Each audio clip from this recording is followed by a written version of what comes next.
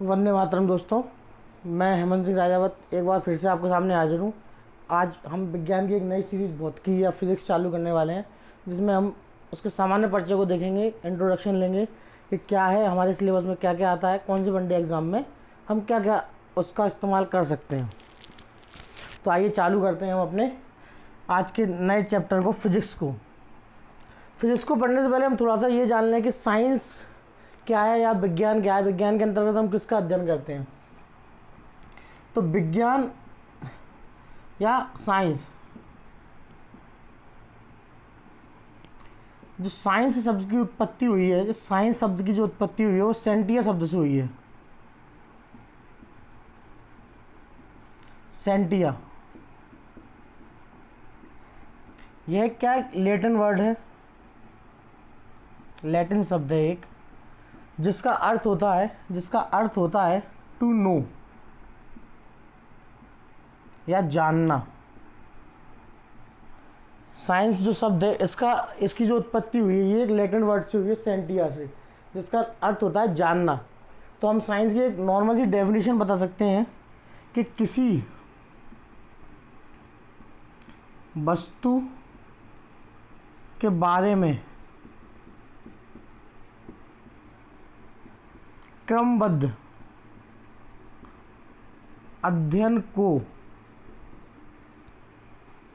हम क्या कहते हैं, विज्ञान कहते हैं। विज्ञान कहते हैं जो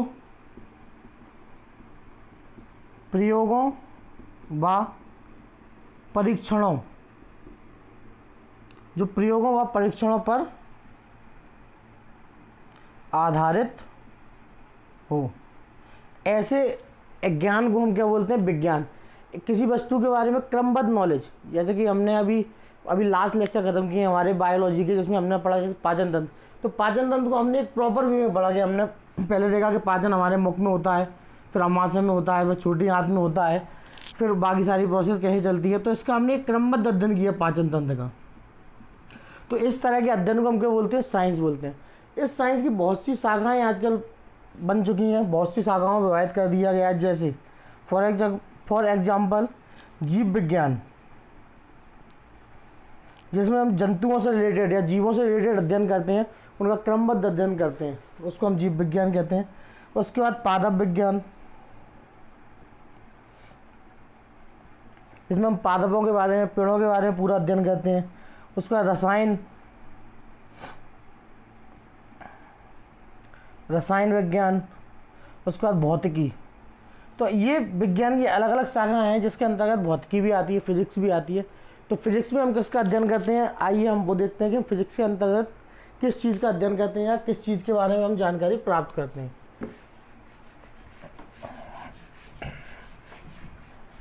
क्योंकि हम एकदम नया लेक्चर बना रहे हैं, तो इस वाले वीडियो में सिर्फ हम थोड़ा सा ये समझेंगे कि फिजिक्स में कौन कौन से चैप्टर्स शामिल किए गए हैं या कौन कौन से चैप्टर्स हमको वनडे एग्जाम की दृष्टि से पढ़ना है। अब बात आती है भौतिकी की, भौतिकी या फिजिक्स की। तो फिजिक्स के अंतर्गत हम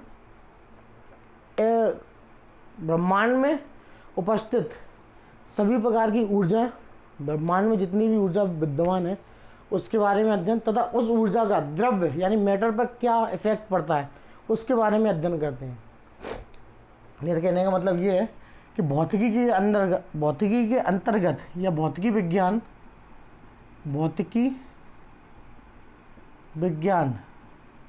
को मिटा रहा हूँ, भौतिकी विज्ञान की वह शाखा है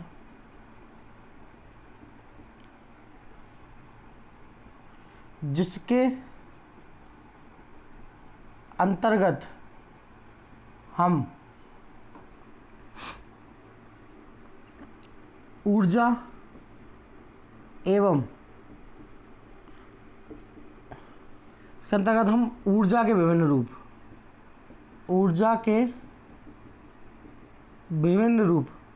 ऊर्जा एक प्रकार की तो नहीं, कई तरह की होती है, तापीय ऊर्जा, प्रकाश ऊर्जा, विद्युत ऊर्जा, इस तरह के।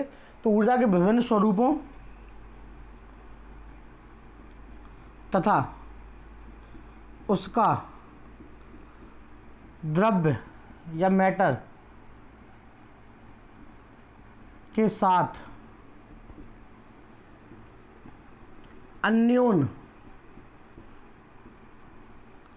क्रिया का अध्ययन किया जाता है।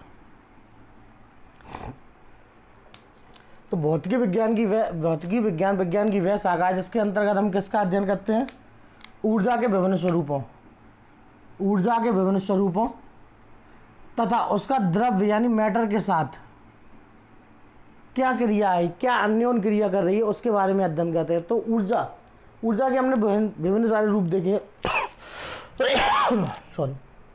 ऊर्जा के हमने विभिन्न सारे रूप देखे हैं, जैसे प्रकाश ऊर्जा, विद्युत ऊर्जा, ध्वनि ऊर्जा, तापीय ऊर्जा, ठीक है, और क्या कहते हैं उसके बाद चुंबकत्व। ये सारी ऊर्जा के एक डिफरेंट रूप हैं, डिफरेंट स्वरूप हैं। उनका मैटर क्या चीज़ होती है या द्रव्य क्या चीज़ होती है? ऐसी कोई भी वस्तु जो स्थान घेरती हो, जिसमें स्वयं का भार हो तथा जिसका ज्ञान हमको हमारी ज्ञानेंद्रियों जैसे हमारी आँख, नाक, कान, मुँह, इन चीज़ों से हो सके, उसको हम क्या बोलते हैं? द्रव्य बोलते हैं। जैसे कि इसको मैं छू सकता हूँ, देख सकता हूँ, तो ये एक पेन है जो क्या है? एक मैटर है। सोफ़ा एक मैटर है, गाड़ी एक मैटर है जिसको हम देख सकते हैं, जो स्वयं का भार रखती है या स्थान घेरती है, उस चीज़ को हम क्या बोलते हैं? मैटर या द्रव्य बोलते हैं। तो ऊर्जा के विभिन्न स्वरूपों का द्रव्य या मैटर पर क्या इफेक्ट पड़ता है, उसके बारे में अध्ययन हम कहाँ करते हैं? फिजिक्स या भौतिकी में करते हैं, ठीक है। उसके बाद जैसे हम वायु के बारे में बात करें तो वायु द्रव्य है या नहीं है? तो वायु आप देखते हैं वायु स्थान भी घेरती है, उसमें स्वयं का भार भी होता है और उसको हम महसूस भी कर सकते हैं। तो वायु क्या है? एक द्रव्य है। तो ऐसा ना दिखने वाली चीज़ें भी कई सारी ऐसी चीज़ें हैं जो द्रव्य में आती हैं, जो पदार्थ में आती हैं, मैटर में आती हैं, तो उसको हम द्रव्य बोलते हैं, क्योंकि हम उसका अनुभव कर सकते हैं, वह अपना स्थान घेरती है और उसमें स्वयं का भार होता है वायु में। तो वायु क्या है? एक द्रव्य है। तो इसी प्रकार हम फिजिक्स के अंतर्गत किसका अध्ययन करते हैं? भौतिकी विज्ञान की वह शाखा है जिसके अंतर्गत ऊर्जा के विभिन्न स्वरूपों तथा उसका द्रव्य के साथ अन्योन क्रिया का अध्ययन किया जाता है। इसको हम क्या बोलते हैं? फिजिक्स बोलते हैं। अब जो हम वनडे एग्जाम की दृष्टि से पढ़ते हैं उसमें हमको लगभग 9 से 10 चैप्टरों के बारे में जानकारी लेनी पड़ती है। सबसे पहले हम पढ़ते हैं उसमें मात्रक एवं विमाएं, यानी कि यूनिट एवं डायमेंशंस। उसके बाद हम पढ़ते हैं गति या मोशन। उसके बाद हमारा तीसरा चैप्टर होता है ऊष्मा यानी हीट। उसके बाद चौथा चैप्टर होता है हमारा द्रव्य यानी फ्लूइड। द्रव और द्रव्य दोनों में अंतर है, एक फ्लूइड होता है और एक होता है मैटर। उसके बाद हम पढ़ते हैं ध्वनि या तरंगें। उसके बाद हमारा एक चैप्टर आता है प्रकाशिकी यानी ऑप्टिक्स। 1 2 3 4 5 6। उसके बाद हमारा एक चैप्टर आता है, इसमें हम पढ़ते हैं क्या? प्रकाश की द्रव ऊष्मा गति, मॉडर्न फिजिक्स यानी आधुनिक भौतिकी। उसके बाद पढ़ते हैं हम खोज एवं आविष्कार। उसके बाद नया चैप्टर हमारा आता है, गुरुत्वाकर्षण और एक चैप्टर हो जाता है हमारा ये गुरुत्व या गुरुत्वाकर्षण। तो ऐसे हम करके इन सारे चैप्टरों को लाइन से पढ़ते हैं और देखते हैं कि हर एक चैप्टर में क्या चीज़ इंपॉर्टेंट है, कौन सी चीज़ इंपॉर्टेंट है। तो इस वीडियो में यहीं तक रखूँगा मैं।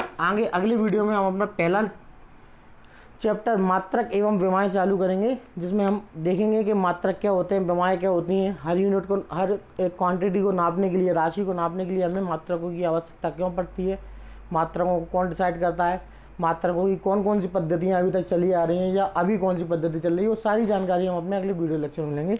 तो आप सभी का धन्यवाद। वंदे मातरम। जय हिंद।